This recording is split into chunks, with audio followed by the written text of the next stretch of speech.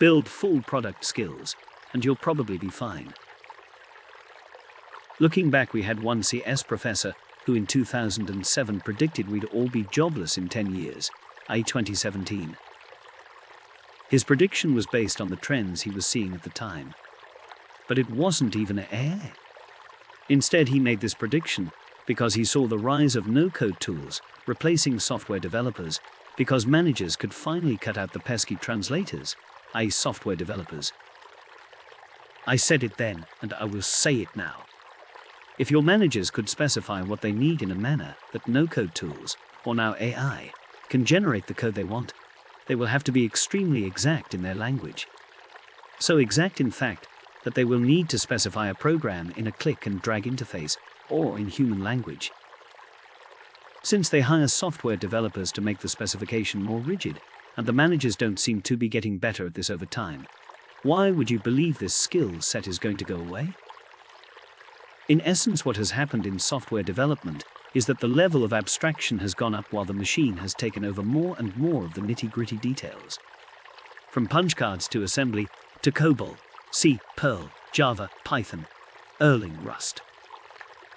Of course, I'm leaving out some languages here, but the level of abstraction has been rising. But the rigidity of what is needed to specify a program that really does what you want hasn't. Especially evidenced by the fact that recent programming language developments often have a specific area where they shine, but not raising the abstraction level that much. I'd be surprised if the next step is, "Hi, I'm an ideas guy. Please give me an app that does Uber for bicycles, but better." So exact, in fact, that they will need to specify a program in a click-and-drag interface or in human language. I started programming in machine code, where the editor was a pad of graph paper. I've watched management and business-focused people sneer at us geeks for my entire career, and watched them drool over the thought of finally getting rid of us. Hasn't happened yet. I'd be surprised if the next step is, "Hi, I'm an ideas guy. Please give me an app that does Uber for bicycles, but better." I get that from idea people on a regular basis. They have nothing but contempt for us make it happen folks. They treat us as if we grow on trees and are suckers to boot. Inevitably, the above is followed by something that translates to, "Of course, you will do all the work, but I'll get all the money because the idea is what's really valuable." If I follow up on it at all, I'll be asked to sign an NDA and meet in some clandestine place so they can whisper to me about their AI-powered cheese straightener. Wait until managers realize that their jobs are a lot easier to automate away with AI than the jobs of software developers. What makes you think that's true? All points the horses made before cars, all but replaced them. The humans need to get from A to B, and it's not like they've gotten any faster with their own two legs. How does this manager-engineer look like now? Managers specify what they need in plain language, and both parties go back and forth with increasing complexity to create based on the shared vision. Managers can already pull off a similar dance with chat. Give it a plain English prompt, it responds with what it thinks you want, and you refine until it's got it. GPT-4 can do this with website sketches, and who knows how much finer you could get from there by specifying your prompts and feedback more tightly over less than an hour. Remember, copywriters and brand marketers and marketing creative makers have a similar role of turning complex requirements into designs that sell, and their roles are dying fast. A software engineer's job is to realize products into software. Chat is pretty much as capable as a high school programmer that moves really quickly and takes feedback to heart, and that can handle a good chunk of the software engineering job for a huge fraction of the price. Your job isn't as bulletproof as you think, and especially not your amazing salary. I'm speaking as a software engineer turned VC-backed founder, so I've seen both sides of this relationship. Since they hire software developers to make the specification more rigid, and the managers don't seem to be getting better at this over time, why would you believe this skill set is going to go away? Are we sure that an AI could not engage in enough back and forth conversation to firm up the spec? You're kind of assuming that systems will be generated from a one-shot prompt, but it seems more likely that an interactive AI will identify the gaps in requirements and ask for clarification. Alternatively, if the prompt generate evaluate loop is short enough, the user can simply play with the running system and provide feedback to alter it. This is essentially what developers do when they present a weekly build or whatever in an agile environment. The process of solidifying requirements, stating them clearly, and translating them into machine executable formats are all language tasks, and these models are really fucking good at those. I've noticed in discussions like this that many software folks are assuming that AI capabilities will plateau soon, or will merely be extensions of what we already have, a better autocomplete, etc. I submit that we may reach a point where the AI is so compelling that we'll reorganize teams, systems, businesses around it. Chat will definitely make a dev job obsolete if their job is simply copying and pasting code they found online. By all means, that is part of everyone's job. Sometimes I really can't remember how to do some specific thing. I know precisely what I want, but I don't remember the proper way to do it. I would have resorted to a web search until last year. Now I ask chat. It is faster, more concise, and surprisingly accurate. And when it's inaccurate, it's easy to either refine my question or cross-reference what it generated with online sources. But I think it's a bit silly how people are treating it as if it was some kind of general AI. It is not. It can only give out known answers to known problems based on language statistics. As impressive as it is, it can't reason logically about problems without known solutions. It can't identify faulty, incomplete, or inaccurate information. It can't evaluate on drawbacks and trade-offs of different approaches. Chat made like 20% of my work a lot faster and less cumbersome. I like it enough that I pay for premium access. But even the notion that prompt engineers might replace software engineers is silly. I imagine people repeating this nonsense are either not engineers or extremely junior in the profession to the point where their work is only writing code for clear specifications. No questions asked. It is not. It can only give out known answers to known problems based on language statistics. Are you sure you actually tried? Or is this an a priori argument? An average programmer's main job is to track down and fix bugs that shouldn't exist inside software that shouldn't exist, build on frameworks that shouldn't exist, for companies that shouldn't exist, solving problems that shouldn't exist in industry niches that shouldn't exist. I'm 100% convinced that, if someone comes along and creates something that actually obsoletes 95% of programming jobs, everyone would very quickly come to the conclusion that they don't need it, and it doesn't work anyway. I am actually finding amusing that managers will generate 100k lines project with AI, and then will start figuring out that it does not work as they want to.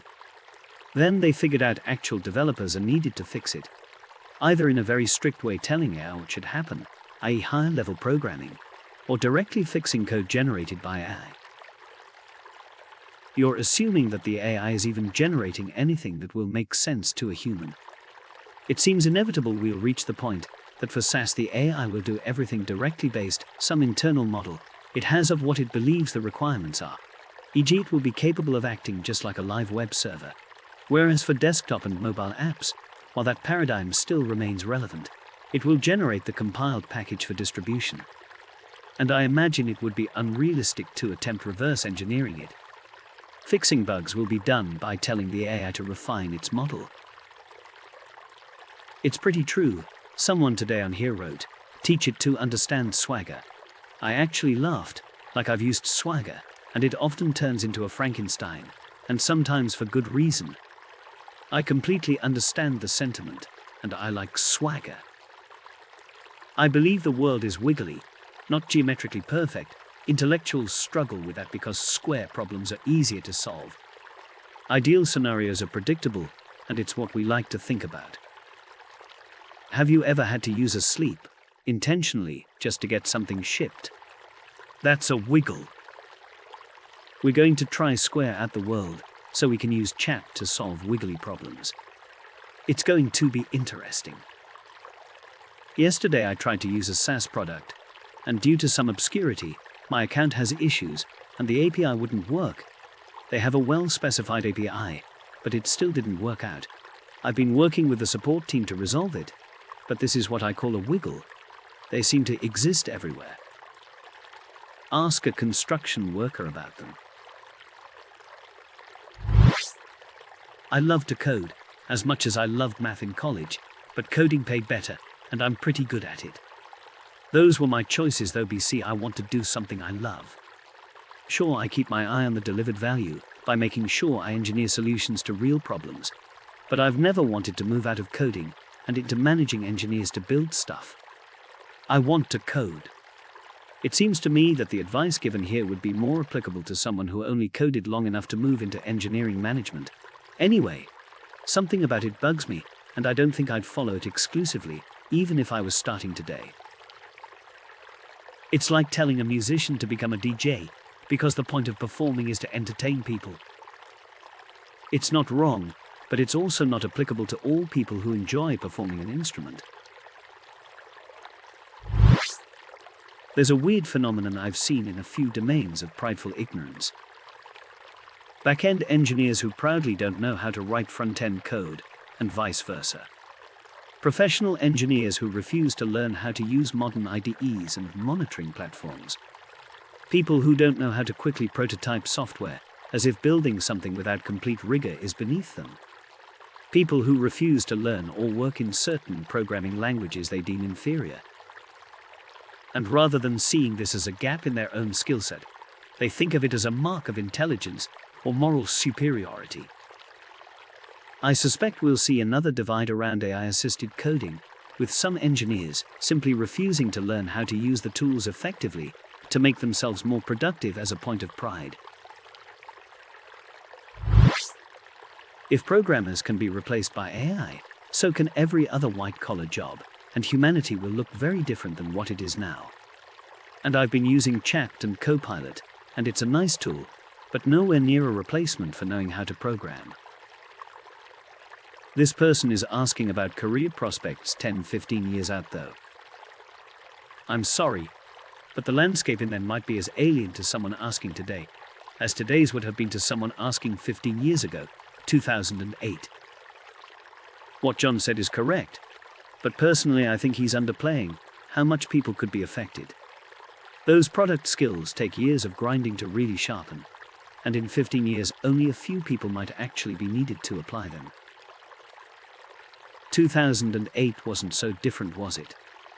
I guess the big new thing in work since then is the gig economy. The computers are coming for jobs ever up the white-collar scale. When I started working, there were barely still secretaries who typed and filed things for their bosses, and quite a few geeks had jobs that involved assembly language programming. AI will take jobs. Super frustratingly, it'll probably make call centers even more useless. Has anyone ever gotten anything useful out of one of those? Hi, can I help you?